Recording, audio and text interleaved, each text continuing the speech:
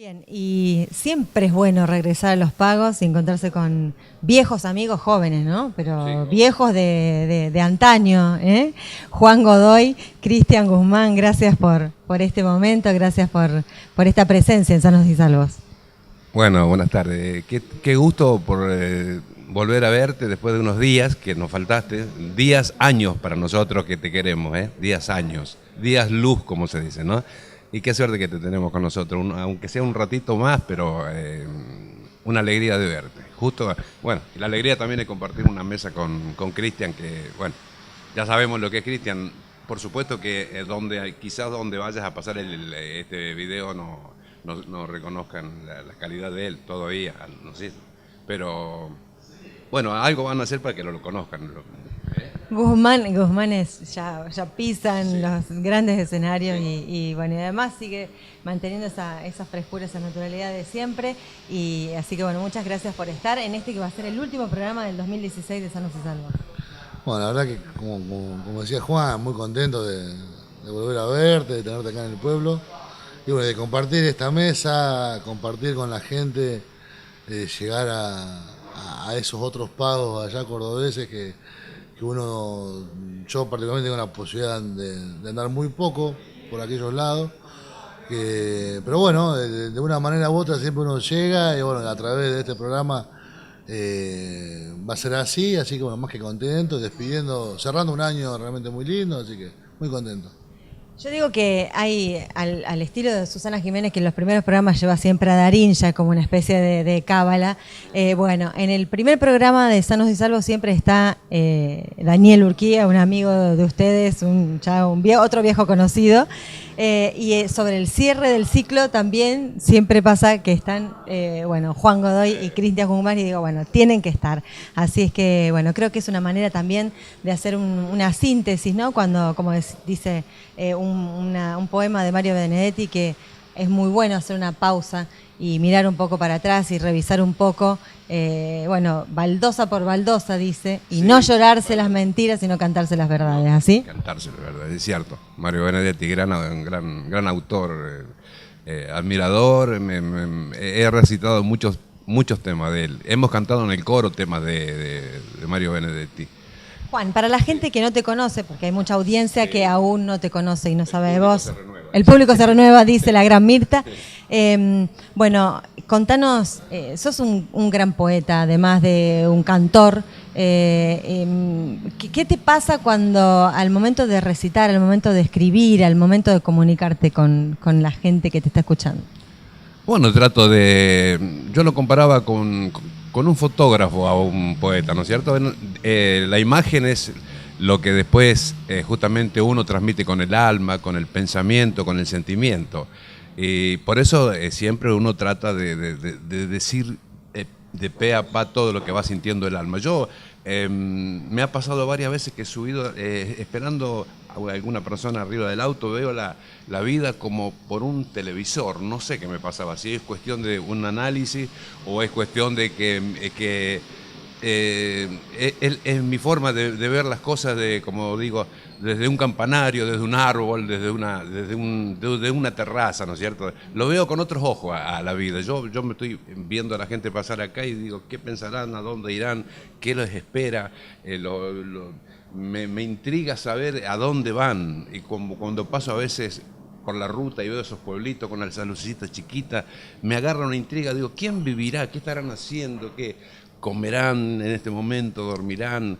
Y es todo en base a una fantasía, digamos, que uno se va creando, ver el mundo desde otro lado, ¿cierto?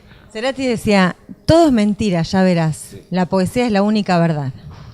Posiblemente sea así porque la va resumiendo en algo que es fantasía, justamente, un sueño, una cosa que, digamos, es subjetiva, y por eso mismo a veces, en la metáfora, a veces uno pinta cosas que no el común de la gente, que es una palabra fea para compararla, pero la mayoría de la gente, la metáfora por ahí no la entienden mucho porque nosotros estamos escribiendo desde otro lado, desde el escribir común, digamos, ¿no?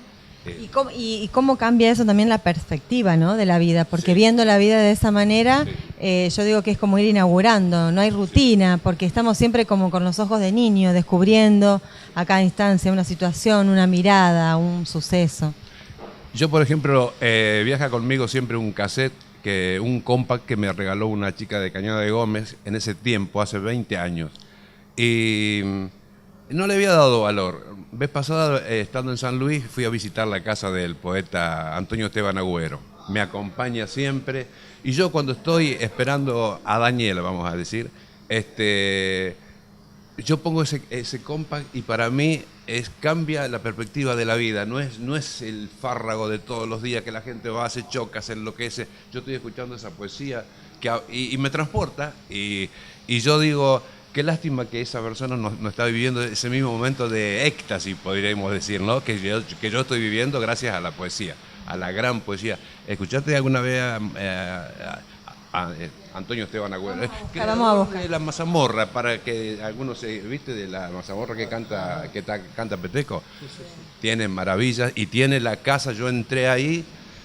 Cuando entré a firmar el libro de visitas se me puso todo piel de gallina, que es una cosa que, digo, escribir acá en la casa que escribió ese grande, para mí era ya tocar el cielo que con las manos, con el pensamiento, con la fantasía, digo, te dejo todo acá. Y hasta a veces tengo una cierta influencia ahora de la poesía de él.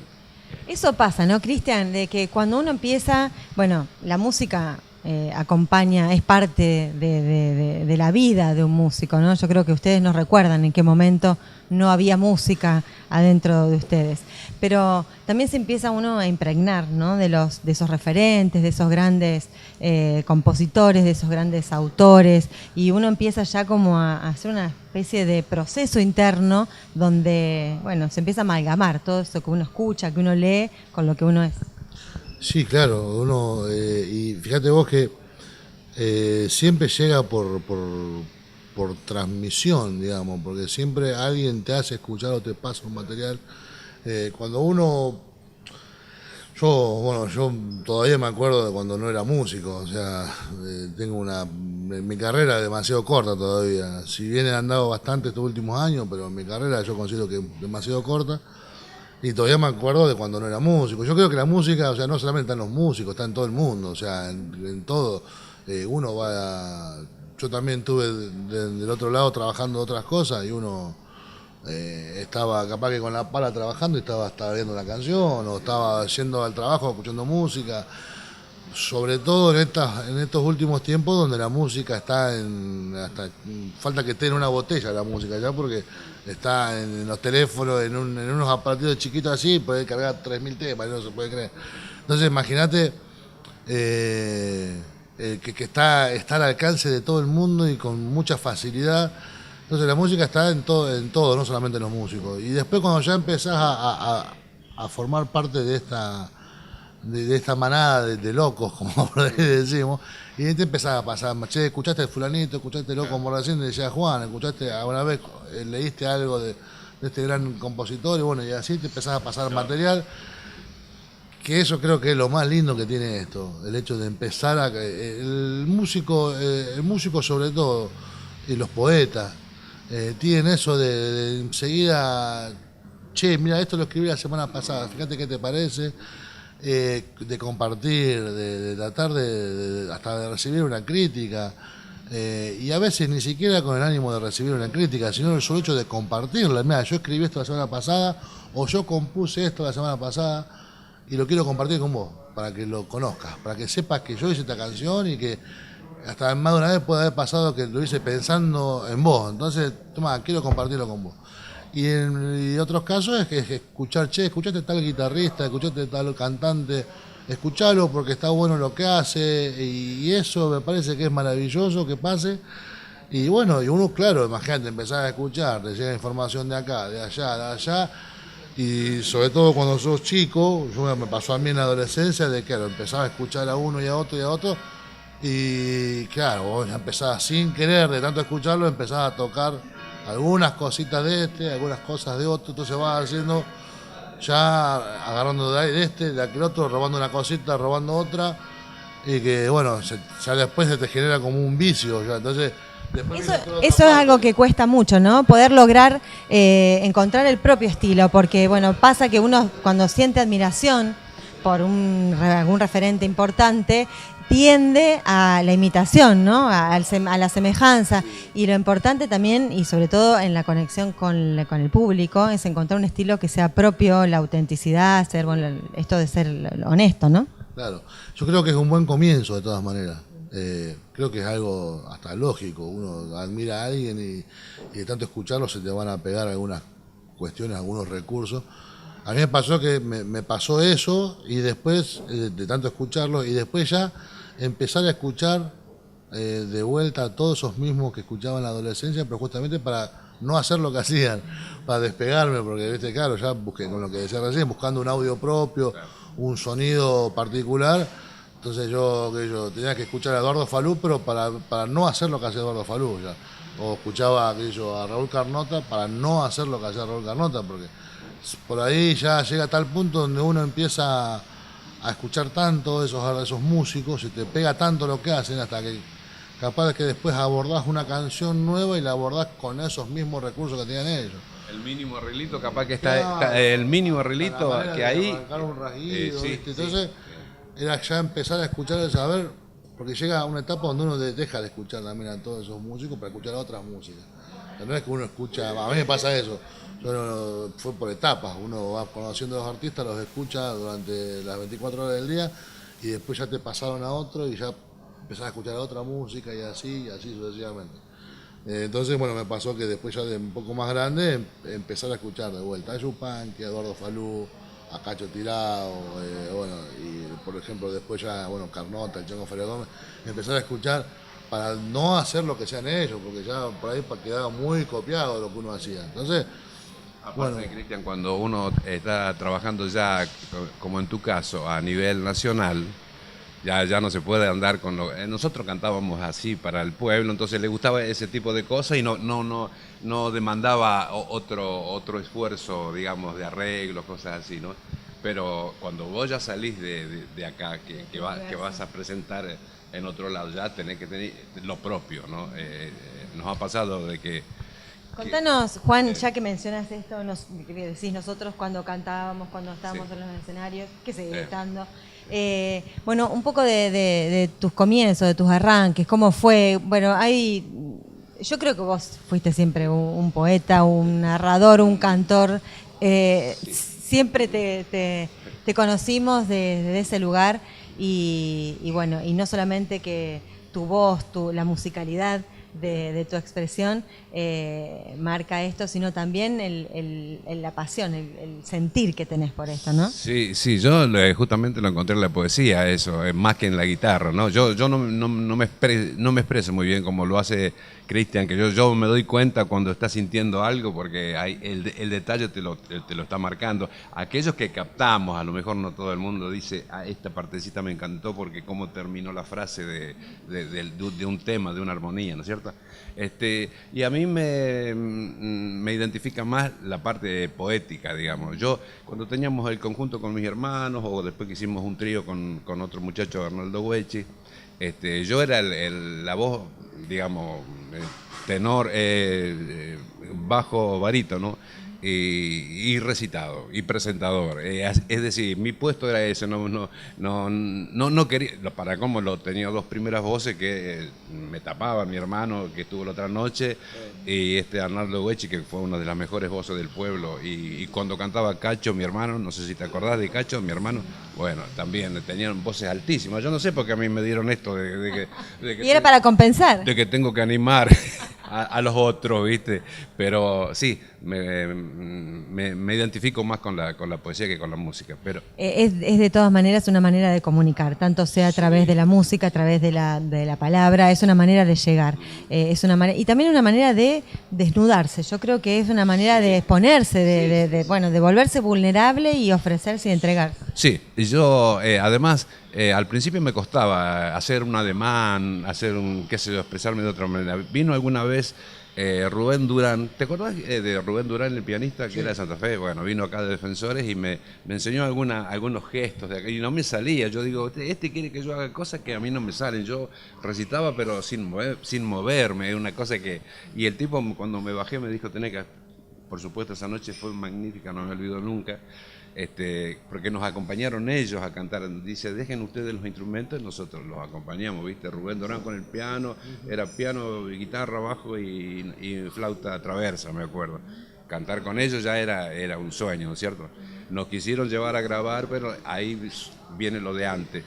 Yo, tanto a él como a Jorge Cafrune, cuando vino acá también de Defensores, que nos quisieron llevar a grabar, y yo le dije, nos va a llevar muchísimo tiempo porque nosotros no tenemos un estilo propio. Hacíamos temas de los tucutucos, los de siempre, hacíamos temas todo romántico, pero teníamos que romper todo eso y hacer un estilo, ¿cierto? Y yo tuve la honestidad de decirle, no, va a llevar mucho tiempo porque tenemos que cambiar el estilo, sí. Ya esto ya está hecho, lo que hacíamos nosotros ya estaba hecho.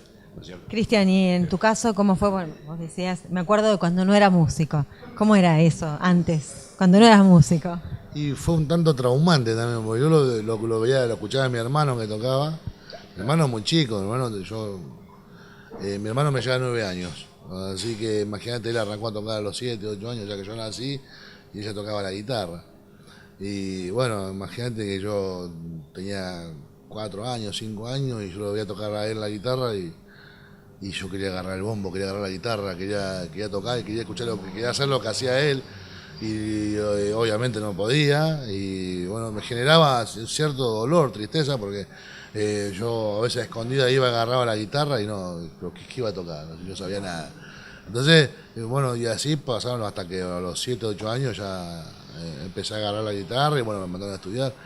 Y así empezó todo, pero empezó siempre viendo... Creo que en muchos casos pasa de por ahí verse reflejado en alguien y querer ser...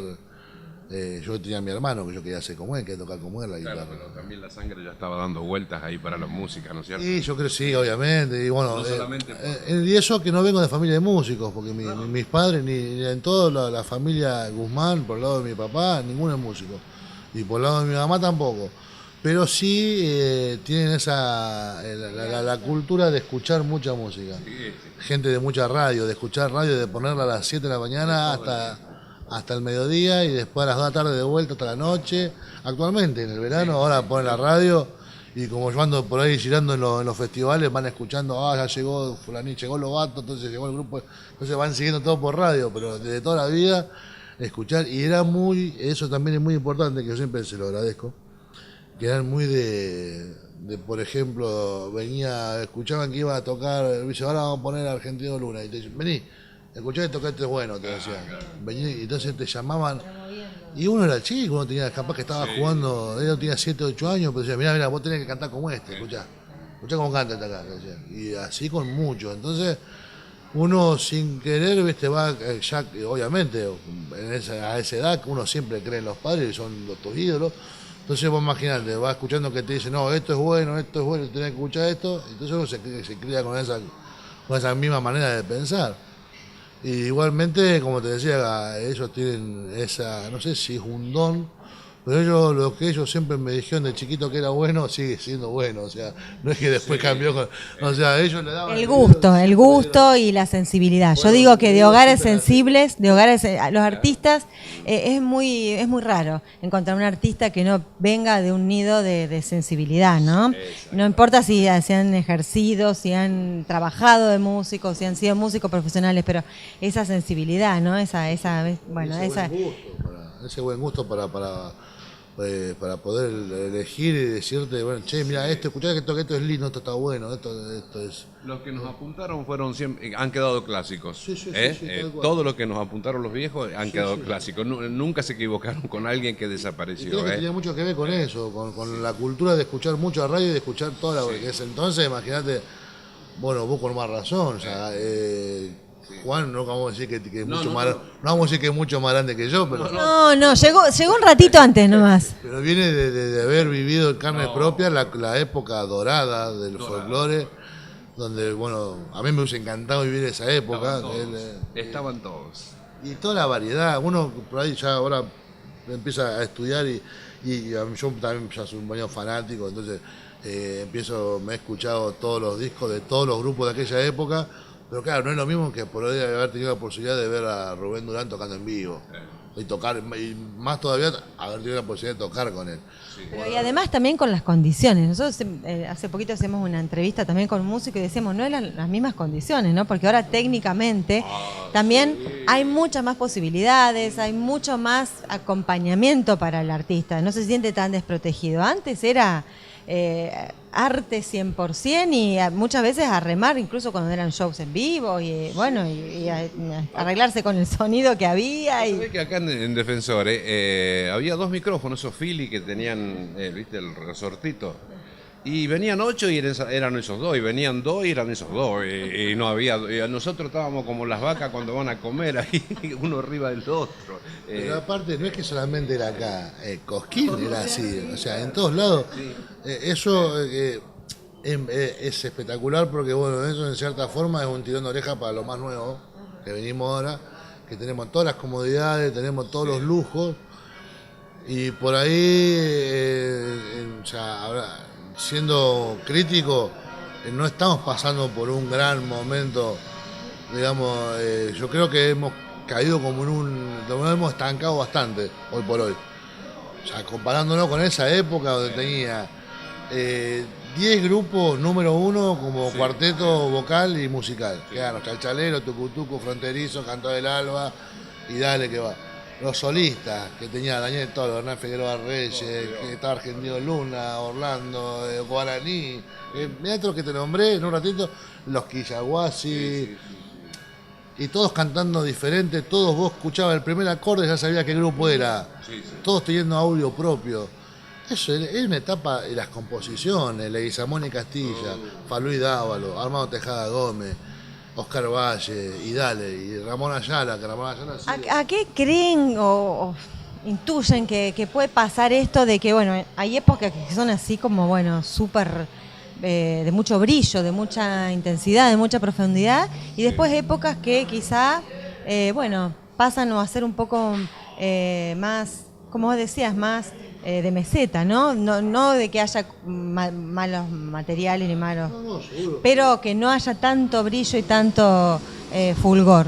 Sí, me parece que ese descanso después tiende a un cambio. Sí, va a haber un cambio, puede ser retrospectivo como también de avanzada, ¿no? ¿Y creen que tiene que ver también? Yo la lectura que hago generalmente tiene que ver con, porque creo que los artistas son el emergente de la sociedad, ¿no? Entonces quizá también tenga que ver con instancias de la sociedad, ¿no? Procesos de la sociedad, donde, bueno, por ahí puede pasar que no nos miremos ni nos valoremos tanto internamente. La semana pasada hice una nota con una cordobesa que está viviendo en Marbella, en España, y decía, nos cuesta a los argentinos revalorizar, sentirnos valiosos, sentirnos talentosos y mirarnos, ¿no? ¿Por qué era ese fenómeno? ¿Qué te explicaba? ¿Porque se había sentido oprimida, digamos? No, ella dice que de afuera nosotros nos ven como muy valiosos, muy talentosos, y nosotros estamos quizá en una época en que necesitamos volver a creer en nosotros mismos, volver a recuperar esto del valor propio que tenemos, ¿no? Porque yo estoy convencida de que hay un montón de estos grandes referentes y grupos dando vuelta y todo, pero que quizás a lo mejor necesitan esa chispita para el despertar, ¿no? Una sensación como de volver a creer en este talento que tenemos. Yo creo que la poesía, como decía recién Cristian, tiene mucho que ver en esto, ¿eh? En los poetas que había antes, ahora van quedando pocos, digamos. Es decir, se renovó el estilo también, pero antes... como decíamos, Lima Quintana, Tejada Gómez, Jaime Dávalo, que cada cosa que escribía era un éxito, con Falú, lo que tocaban era éxito, ¿no es cierto? Hasta el mismo César Isela, todo, Canción con todo, César Isela es una cosa que pintó ya 30 años atrás, pintó ya el pensamiento latinoamericano, ¿no es cierto?